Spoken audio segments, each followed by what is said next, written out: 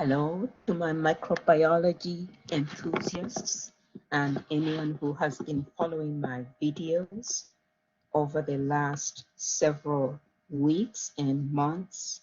This is Dr. Christine Mayambala. I'm recording another one in a series trying to get to understand microorganisms, especially microorganisms that are of clinical importance, those that cause disease.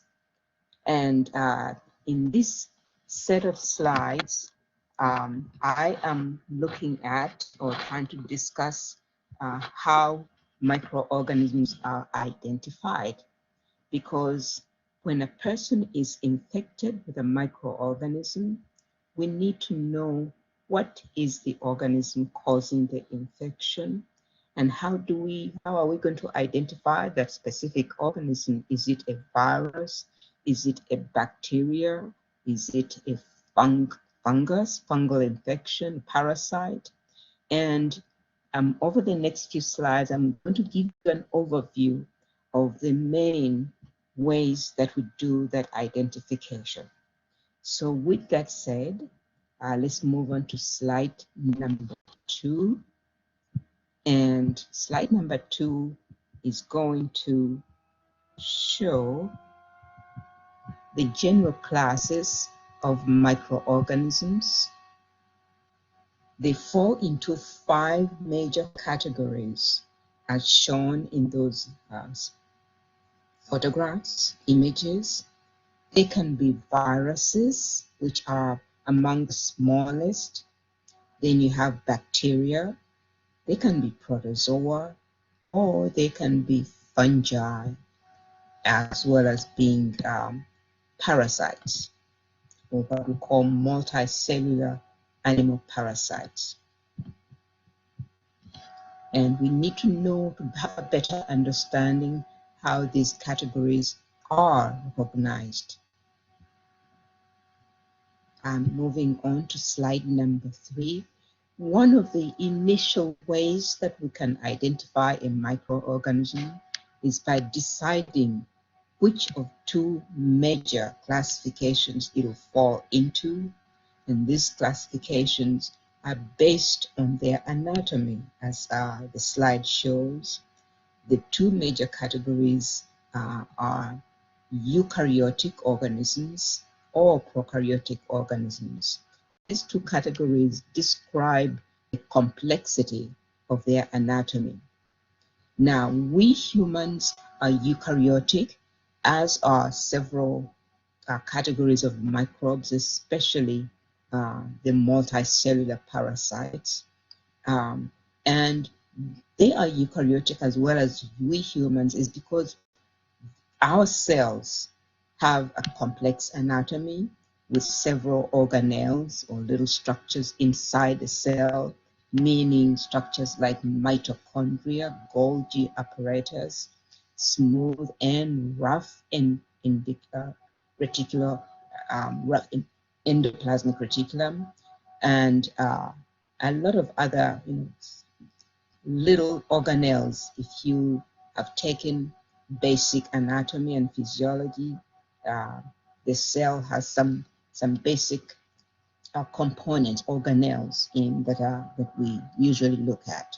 So we call these organisms that have a complex anatomy with all the various organelles, we call them eukaryotic, meaning, one other important factor is that they have a true nucleus. That's the name eukaryotic, which means that their genetic material, the material that determines the characteristic, as well as for us humans, the genetic material that determines our characteristic, our complete genetic makeup, are enclosed in a nucleus, meaning that DNA in the chromosomes is surrounded by a nuclear membrane. So when you look at a cell, a eukaryotic cell, you're going to see a distinct nucleus, which usually stains a little darker than the rest of the cell. On the other hand, the second category is called prokaryotic organisms. These have a very simple anatomy. They basically do not have a distinct nucleus when you look at them under microscope. Their genetic material floats freely in the cytoplasm. In addition, they have very few organelles, primarily ribosomes and maybe some plasmid, circular DNA, and that's about it. So first of all, we need to kind of identify a microbe. Is it eukaryotic or is it prokaryotic? Moving on to slide number 4. Another way that we identify microbes is by being able to describe their shape and how they are arranged. We're talking about single cells, and these single cells, may have a specific shape unless they're protozoa, which protozoa usually do not have a shape at all. They're kind of like blobs. But if they have a shape, what is it? Are they round? Are they like little hot dogs, kind of a oblong? Are they squiggly, like spirochetes? In addition, we need to know how are those structures arranged. Some of them will occur singly when you look at them under microscope. Others will be appearing in pairs. For example, Neisseria gonococcus is one of those that is a diploid, Diplococcus. They can be looking like little clusters of grapes. Staphylococcal organisms are a good example of that. They can be in little chains like beads, like necklace beads. Streptococcal organisms would be an example in that class. And some of them may just, be, squiggly or look like a corkscrew.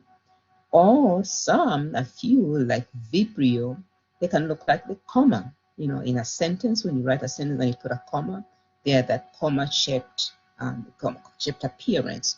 So all of these things are observed, and an experienced microbiologist will be able to recognize the different shapes and arrangements and use that as part of their identification protocol, their process of determining what organism is causing the infection.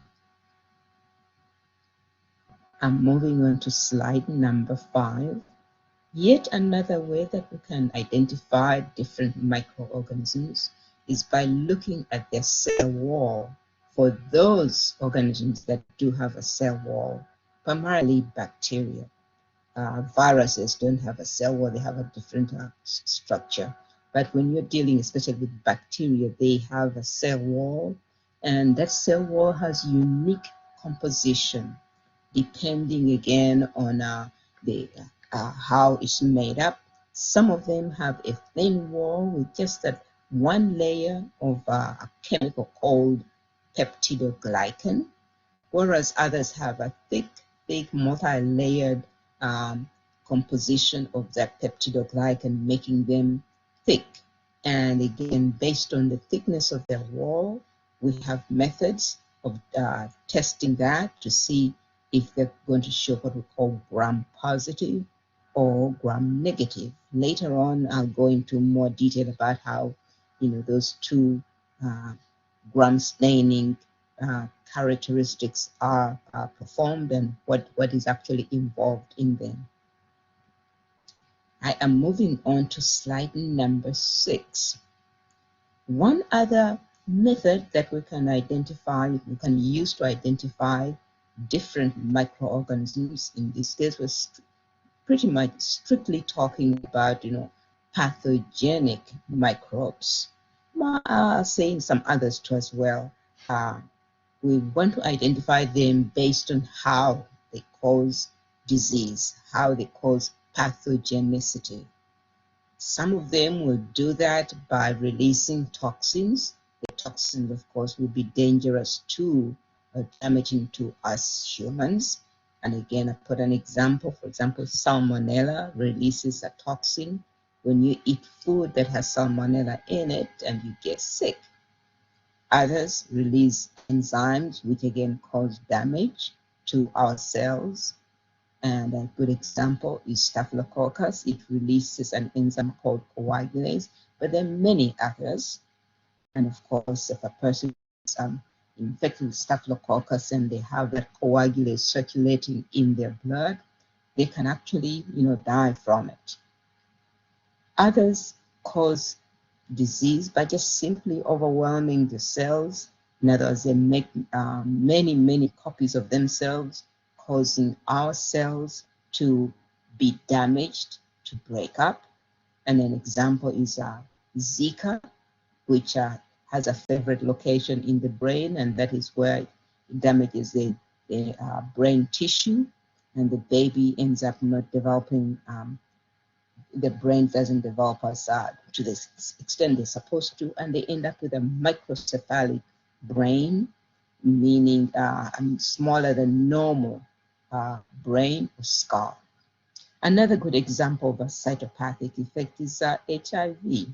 When it infects the lymphocyte, it just multiplies and multiplies and multiplies and end up, damaging the lymphocytes simply because there are a lot of viral particles in it.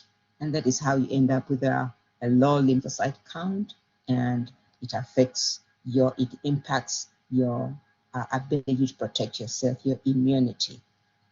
So these are some of the ways. There may be others, but I just want to give you a taste of some of the ways that a clinical microbiologist can identify a microorganism. So in summary, in slide 7 is my take-home message from these few slides, is that all the different ways that we can identify microbes fall under the umbrella of clinical diagnostic microbiology. And the key word here is diagnostic. So we use those identification methods to help provide information that the doctor will use to diagnose an infection. The clinical microbiologist, of course, performs different tests that are, they have picked up, they have learned in school, and they use those tests to identify the shape and arrangement under microscope, or to perform different tests like the Gram stain to determine the cell wall. Is it a thick cell wall or is it a thin cell wall? They can use different methods to identify chemicals that are being released, chemicals and or toxins that are being released by that organism. And that tells them, kind of pinpoints what organism we're dealing with. So in microbiology, basically, the identification process involves, doing different things, collecting different pieces of information so that you have a profile of identifying characteristics, and with that information you can determine what microbe is involved in the infection. And that concludes this set of slides.